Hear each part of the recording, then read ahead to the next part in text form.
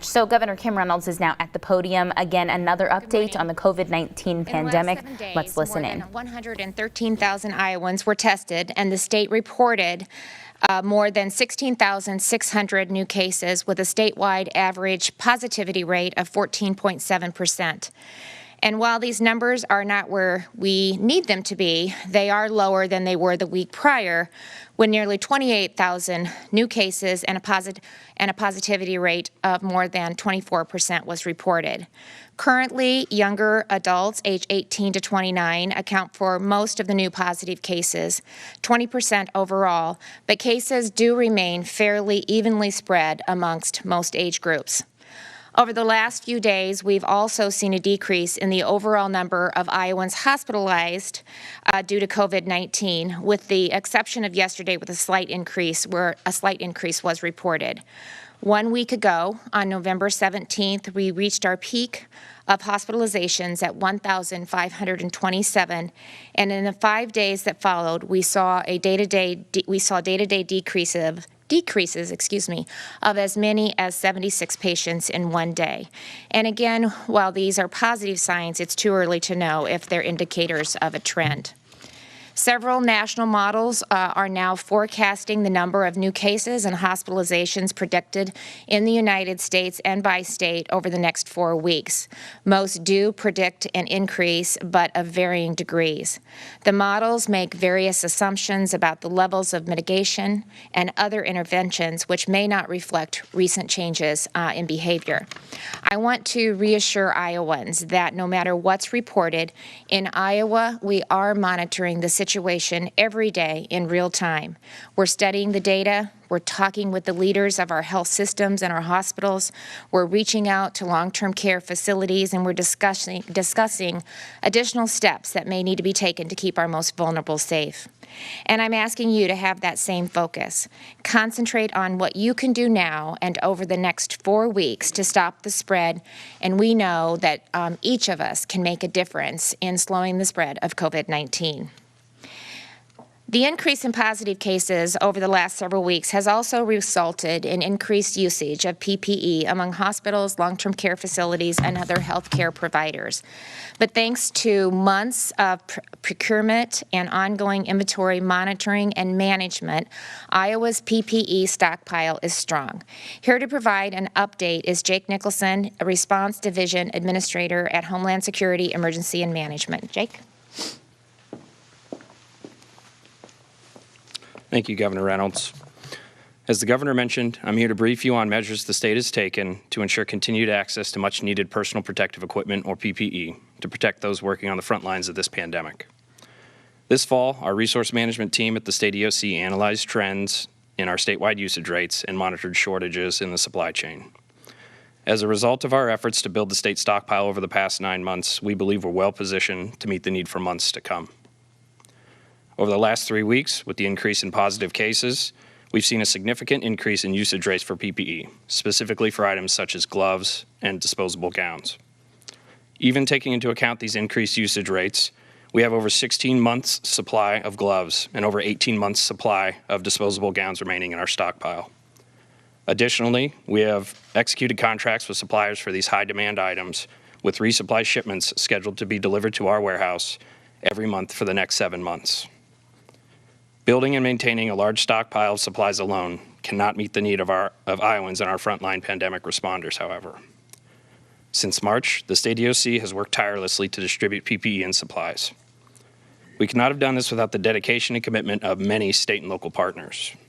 Our resource management team, in partnership with the warehouse team at the Iowa Department of Public Health, has worked every day since March, processing requests for PPE, pulling those items from our warehouses, and coordinating their delivery. As of this week, the state has completed 2,557 deliveries of PPE and other necessary supplies, totaling 15.7 million individual items. These deliveries have included items large and small, from advanced life-saving medical equipment such as ventilators, down to the tissues Iowans use to blow their nose before being tested at one of the state-operated Test Iowa sites. Most recently, we worked in partnership with the county emergency management coordinators from Butler, Cherokee, Lynn, Mahaska, Polk, Pottawatomie, and Union counties to establish 7 PPE hubs or nodes across the state. These nodes will supply county emergency management coordinators and county EOCs across the state with PPE needed to address supply shortages at local hospitals, long-term care facilities, nursing homes, and other healthcare providers responding to the pandemic. These nodes will be resupplied by the state's stockpile to ensure frontline pandemic responders have the supplies they need now and in the months to come. From the very beginning of the state's pandemic response, our hospitals, long-term care facilities, and other healthcare providers have been requesting state PPE and supplies through their county emergency management coordinators when they experience shortages. We believe our latest distribution model will enable those facilities to have requests filled more rapidly than ever before. I want to thank all state and local partners for contributing to the success of the mission to supply PPE across the state. As Governor Reynolds has said, there is still much work to be done, and at the State EOC, we stand ready to serve the citizens of Iowa and support our communities. Thank you.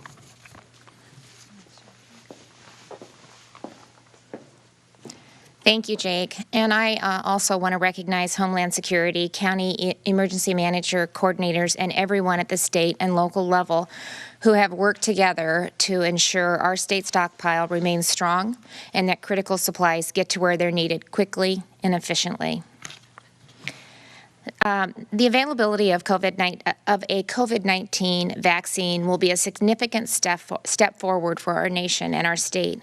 Vaccines will reduce COVID-related illnesses, hospitalizations, and deaths, and further advance our overall recovery to the pandemic.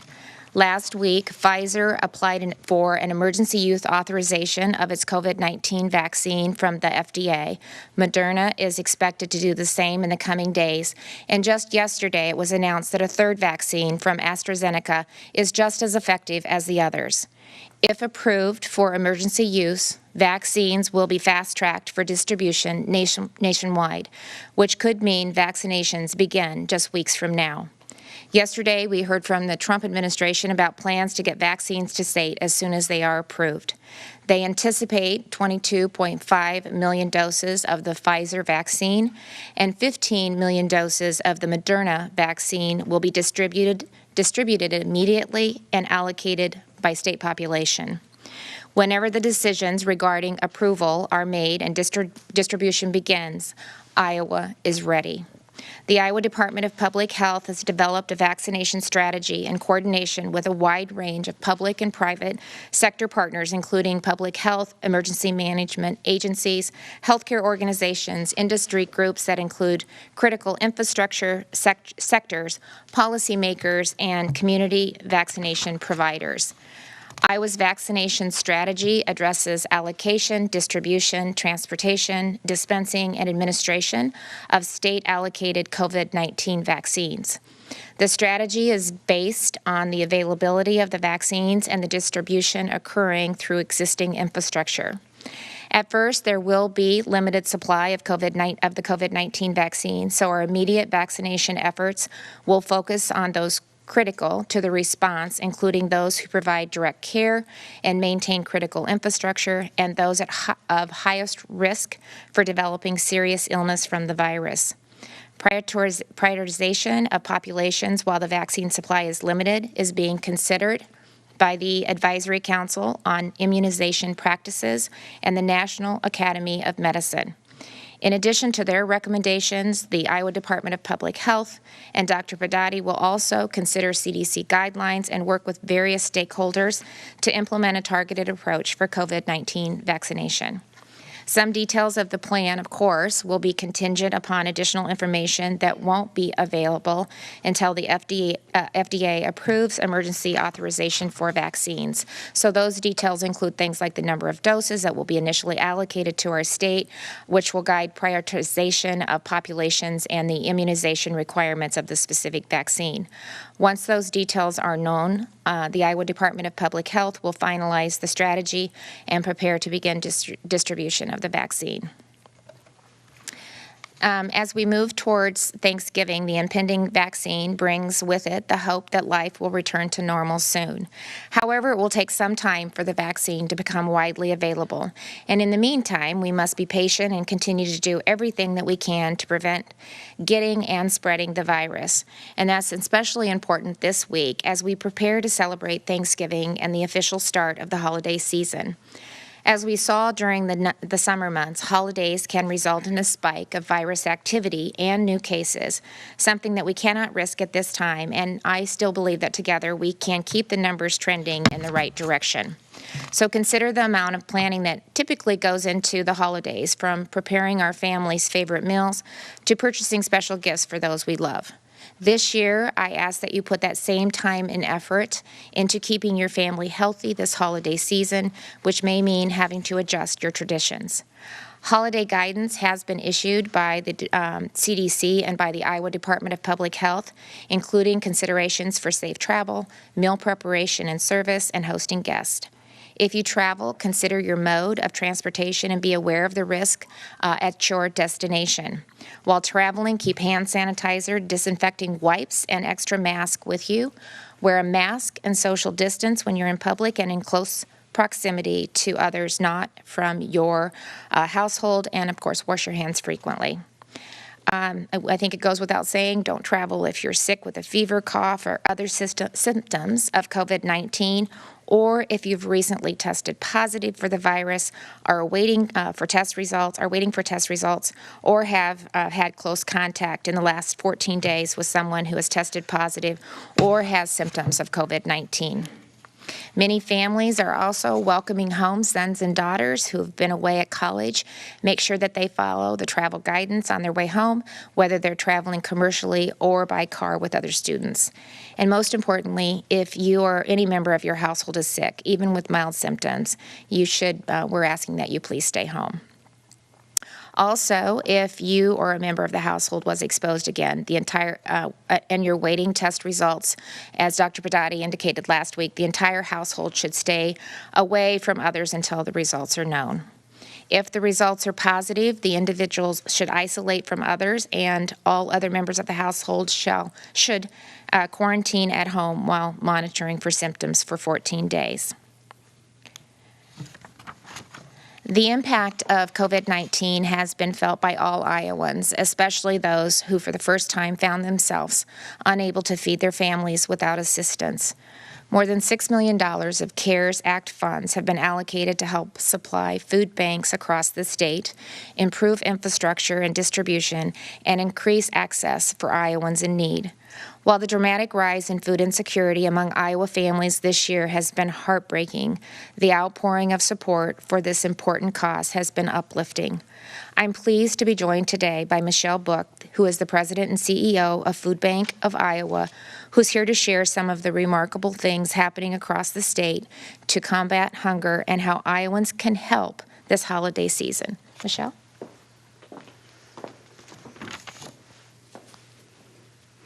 Thank you, Governor Reynolds. Regardless of your political affiliation, I think we can all agree that 2020 has been a challenging year, and many of us have suffered. Those suffering the most have lost precious work hours or their employment altogether. As a result, food insecurity has doubled since March of 2020, tripled for households with children. But there is good news. Help is all around us. There are 6 Feeding America food banks who source government, free, and reduced-cost food. We keep it safe, and we deliver it to over 1,000 pantries in all 99 counties. Our pantry volunteers are working hard and smart to make sure that no person in their community be hungry. The Feeding Iowa Task Force, led by Lieutenant Governor Gregg, has been instrumental in making more food available to Iowans struggling to make ends meet. And the state of Iowa has invested significant CARES Act funds to help us procure food to feed Iowans. A legion of churches under the banners of Help DSM and Project Zume have stepped up and offered us their facilities, their volunteers, and their organizational skills to help us distribute more food in Metro Des Moines and across the entire state. One last item to note.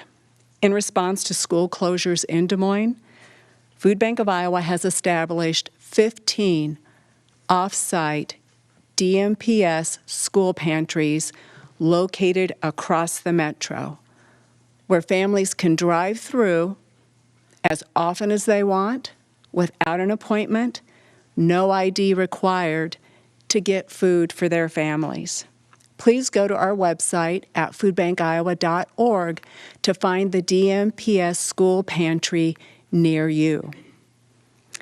If you need help anywhere in Iowa, please call 211 and ask for the food pantry nearest you, or call 515-564-0330 to find a food pantry here in central Iowa.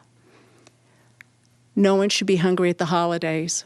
If you have the wherewithal, please help us feed your neighbors in need.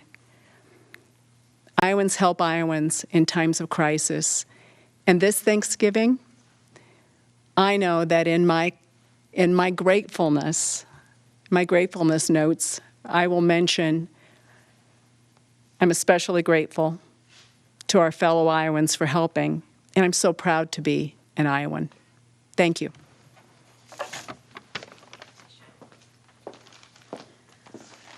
Thank you, Michelle. I greatly appreciate all that you've done through the Food Bank of Iowa and all that's been done by food banks and pantries across the state to ensure food security for Iowans throughout this year, and to the many, many people and organizations that Michelle highlighted.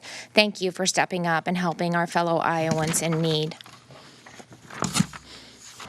So for me, like so many others, Thanksgiving is a time for reflection on the many blessings the year has brought. This year, it can be challenging to look beyond the struggles that we've all endured. No one has been untouched by this pandemic, but for some, the burden has been far heavier to carry, especially those who are grieving the loss of a loved one this holiday season. My heart goes out to you and your family. It was President Abraham Lincoln in 1863 who proclaimed the last Thursday of November as Thanksgiving Day. In his proclamation, he reflected upon the hardships of the ongoing Civil War, and in his words, asked all Americans to fervently implore the interposition of the Almighty hand to heal the wounds of the nation and to restore it as soon as may be consistent with divine purposes, to the full enjoyment of peace, harmony, tranquility, and union. These words are just as meaningful today, and I believe that peace will soon be restored and our lives return to normal if we continue our work together. For generations, Iowans have proven that no challenge is bigger than our ability to overcome it. We don't back down from difficulty. We help our neighbors. We're committed to the common good of all. This is who we are, and it's why I know we'll get through this together. That's what I'm grateful for this Thanksgiving and what I'll be counting among my blessings this year and always. I wish you and your family a healthy and happy Thanksgiving.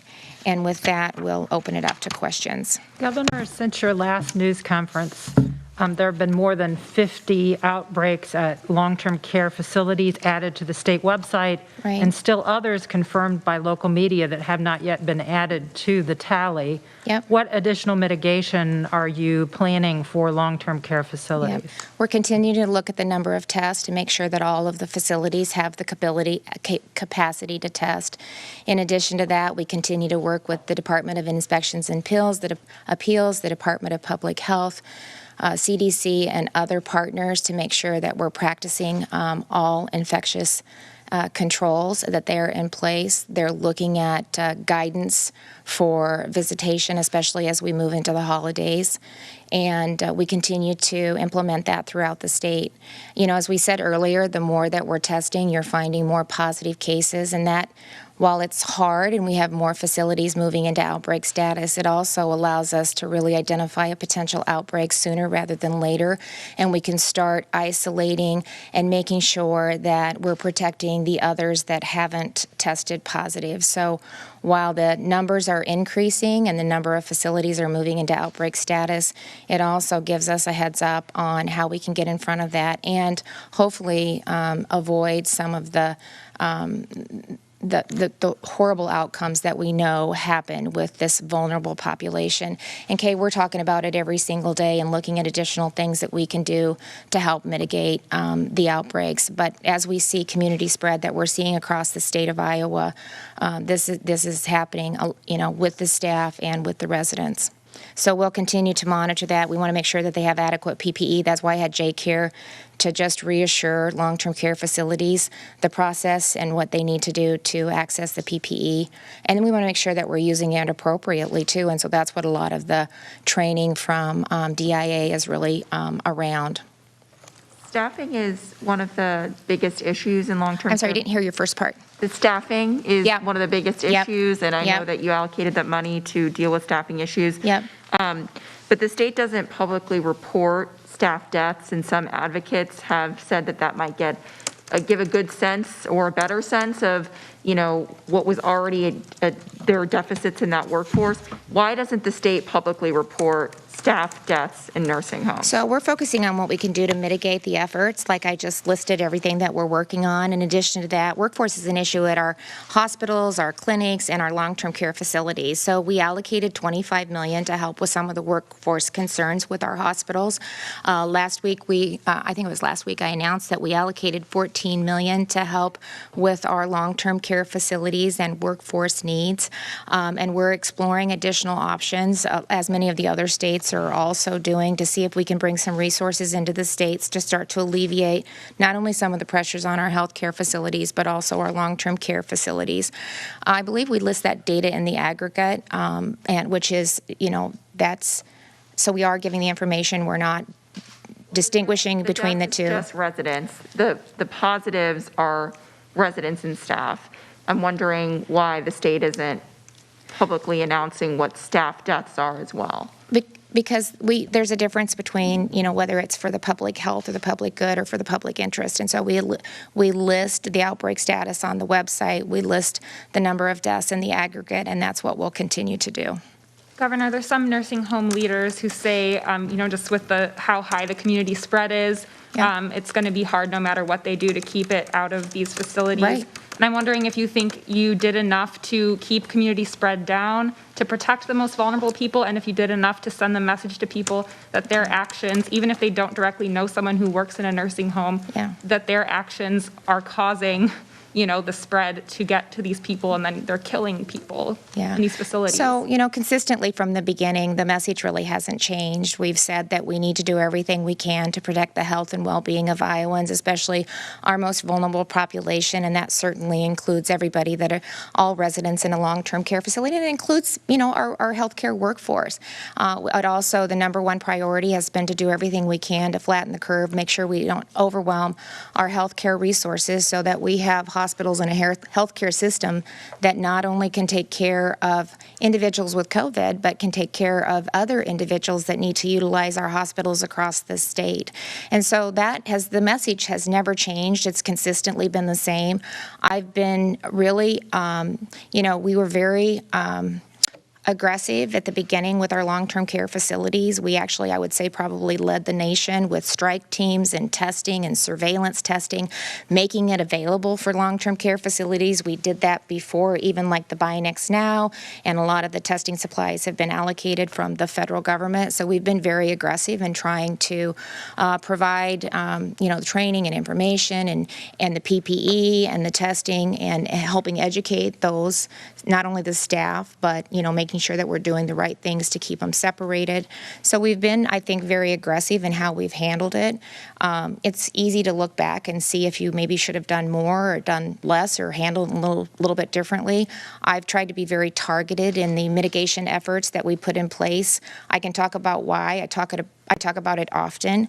Not only do we have a responsibility to protect the life and livelihoods, but also the livelihood of Iowans. And so, I have to find that balance while trying to remind people of the simple things that they can do to help us slow the spread, flatten the curve, and protect all of those that I just talked about, and what we can do to help maybe mitigate some of the areas where we know there's a higher possibility of transmission. And so those are the targeted mitigation efforts that we've put in place. As I've said all along, we'll dial up and dial down depending on what we see. We're monitoring it. We have seen a little bit of a we've seen stabilization for sure, possibly maybe a trend down, but it is way, way, way too early to really say this is a trend. And so we're going to continue to monitor it and see if there's other things that we need to do.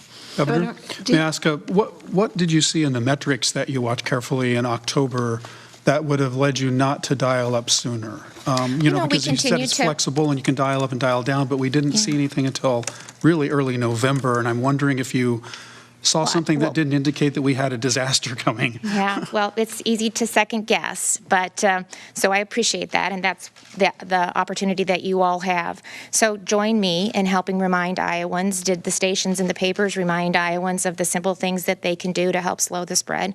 Were you a chorus and adding volume to what we were trying to say?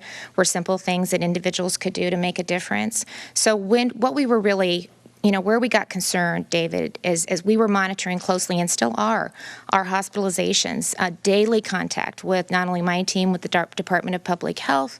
If you remember when we seen an uptick with our kids going back to school and attending the bars through case investigation, we were able to target that to an area where we were seeing spread. And so I took action at that point. I didn't do a statewide mandate. I did it in counties where we were seeing significant spread based on our young population that were utilizing those facilities, again, because I didn't want to, it's hard on these business owners when they see their investment that they put into this business be wiped away. And we've closed them down once. We're had to, shut them down again. I'm hoping that there will be additional CARES funding to help, them get through this, because it wasn't their fault that we had to shut them down. It was tied to where we were seeing this with the case investigation, this specific increases. And so you just have to continue to monitor that. And I've continued to ask Iowans to do the right thing. I think they are. They're stepping up. It's not just Iowa. Too. I think we lose sight of that sometimes. You want to focus on what's going on in Iowa, but we're actually seeing this across the country. And we're seeing states that have had significant mitigation efforts in place the entire time. Haven't even opened up or given any business or anything any sense of relief. And if you think people don't have fatigue, that's another problem. Remember, you said last week that, what are you going to do, Governor? People are just tired of it. They're not taking it seriously. They have COVID fatigue, and how do we handle that? So you have to be careful about over-mitigating to people and having them still feel like they're a part of the answer, the solution, and we're not over-asking. I mean, you've got people and businesses that are protesting and rioting in California and across the state because of the extensive mitigation efforts that they never let up on. So we're trying to balance all of that and do the right thing on behalf of Iowans. And, we didn't get it. We're not perfect. We've made mistakes, but we've tried to do the best job that we could. Governor, you mentioned... You mentioned that you are looking at dialing up, dialing down constantly. What sorts of mitigation measures are on the table, or are you actively considering dialing down? Oh, I'm not going to list out what we're looking at. I'm grateful right now and hopeful that with the vaccine, we said in a couple weeks that potential will be there, that will start to have an impact. We're seeing significant, really encouraging, I think would be a better way to say that, encouraging news with the therapeutics that we see taking place. And so I think that's a really positive step in the right direction. I appreciate just the logistics and everything that's been done from this administration with, what's the name, Warp Speed, right? Operation Warp Speed. I mean, it's incredible what they've been able to do in the timeline to get 3 vaccines potentially ready to go and allocated across the country. So, we'll continue to look at what some of the other steps are that we've taken and adjust accordingly. But again, my goal is to be very targeted with the mitigation efforts that we put in place where we feel that we can have a significant impact. Because of the increase in cases, we've had a little bit of a lag time on case investigation, so we're bringing additional help in for that, which will be helpful in really identifying where we need to adjust, if we need to adjust. Dave. Governor, Lynn County lists 181 deaths, and the state lists 161 in the county. Yep. More than 20% fewer. Which number is accurate, and why is there this disconnect? So we account for deaths based on if we have a PCR positive, and that's what we've done from the very beginning of COVID-19. There's not one standard nationally, but we align with what the CDC and the state EPIs consider a positive case, and that's through case investigation confirmed with a PCR. So there are some states that are looking at it differently. Sometimes there's a delay in the death certificate and how that's accounted for. So we're reviewing that all of the time. We're reviewing that and continue to review that and see how we should continue to address and list the number of deaths in Iowa. But a lot of times it's a lag in the death certificates coming in and how it's reported, and inaccurate information that we have to then confirm with the positive PCR and the case investigation that's taking place. Thank you. Oh, wait, I have one last news I forgot about this. So I want to end the day with a bit of good news as we head into the Thanksgiving holiday.